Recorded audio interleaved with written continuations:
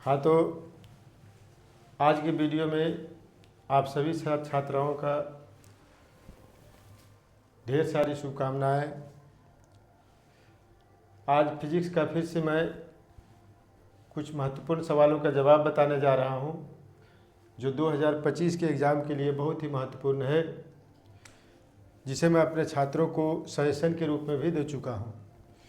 इसका एक सवाल है, प्रतिबिंब किसे कहते हैं और काल्पनिक तथा वास्तविक प्रतिबिंब में अंतर बताएं। इसमें दो सवाल है, प्रतिबिंब किसे कहते हैं और दूसरा सवाल है काल्पनिक और वास्तविक प्रतिबिंब में अंतर बताएं। तो ये दर्पण है, दर्पण में ये कहलाता है मुख्य अक्ष। इस मुख्य अक्ष के समांतर जाने वाली किरण, मुख्य अक्ष के समांतर जाने वाली किरण दर्पण से परावर्तित होकर, मुख्य अक्ष के समांतर जाने वाली किरण दर्पण से परावर्तित होकर जिस एक बिंदु पर मिलती है, जैसा कि यहाँ फिगर में देख रहे हो, ये परावर्तित होकर ये वस्तु से जाने वाली किरण इस बिंदु पर मिलती है।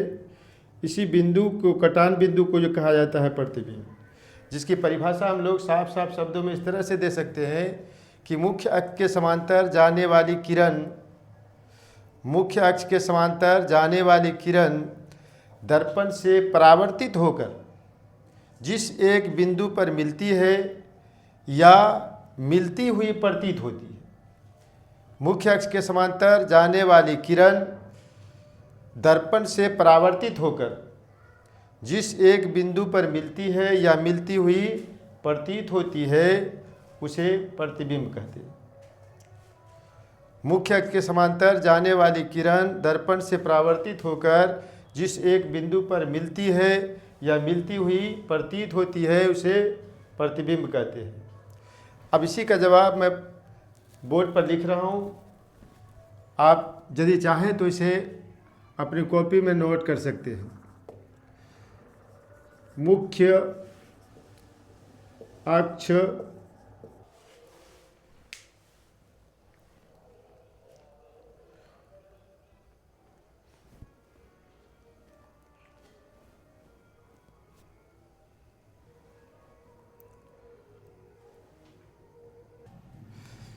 जो छात्र इसको नोट कर लिए हैं, अच्छी बात है, या ना लिख पाए हों तो स्क्रीनशॉट कर लें ताकि बाद में लिखने में सुविधा हो।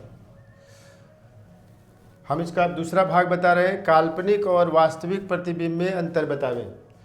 थोड़ा ध्यान से समझोगे तो इन दोनों फिगरों से काल्पनिक और वास्तविक प्रतिबिंब में अंतर आसानी से समझ में आ जाएगा।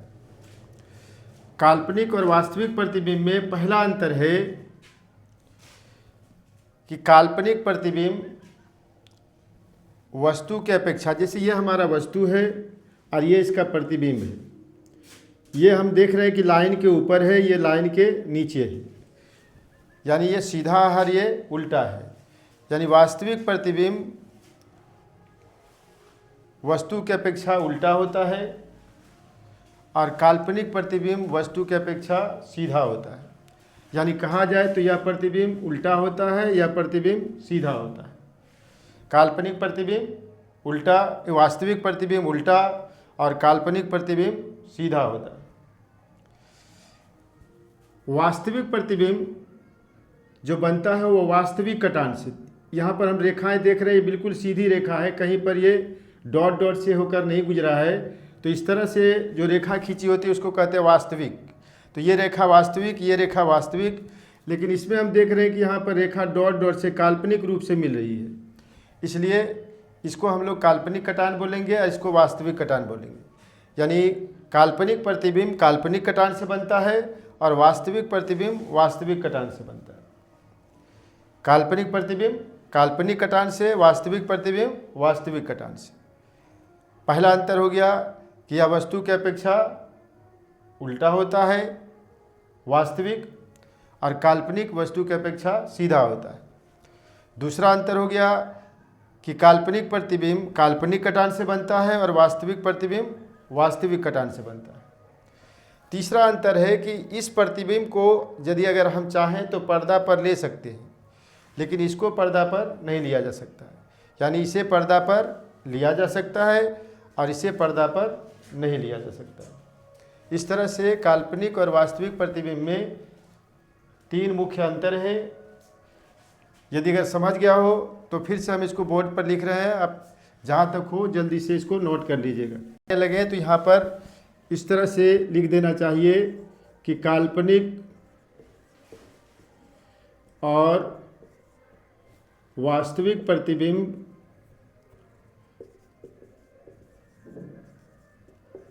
काल्पनिक और वास्तविक प्रतिबिंब में निम्न अंतर है।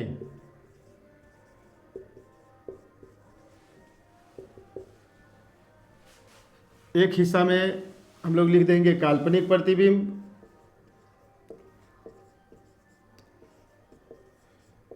और दूसरे हिस्सा में लिख देंगे वास्तविक प्रतिबिंब। वास्तविक प्रतिबिंब, इसका पहला अंतर अभी हमने समझाया है कि यह प्रतिबिंब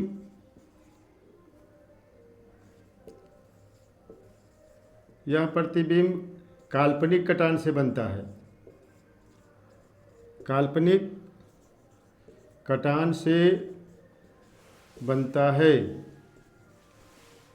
इसका ये पहला अंतर। यह प्रतिबिंब वास्तविक कटान से बनता है। वास्तविक कटान से बनता है। इसका दूसरा अंतर है, यह वस्तु की अपेक्षा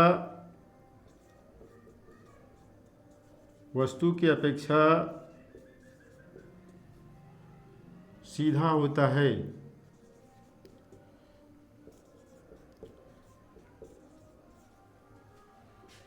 यह वस्तु की अपेक्षा उल्टा होता है। वस्तु की अपेक्षा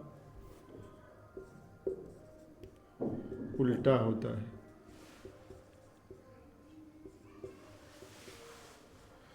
तीसरा अंतर है, इसे पर्दे पर नहीं लिया जा सकता है।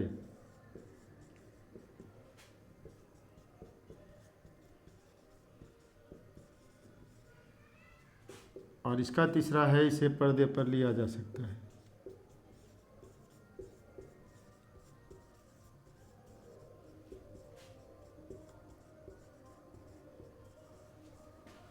हाँ, तो थोड़ा जल्द से जल्द इसको नोट कर लें, या ना नोट कर सके तो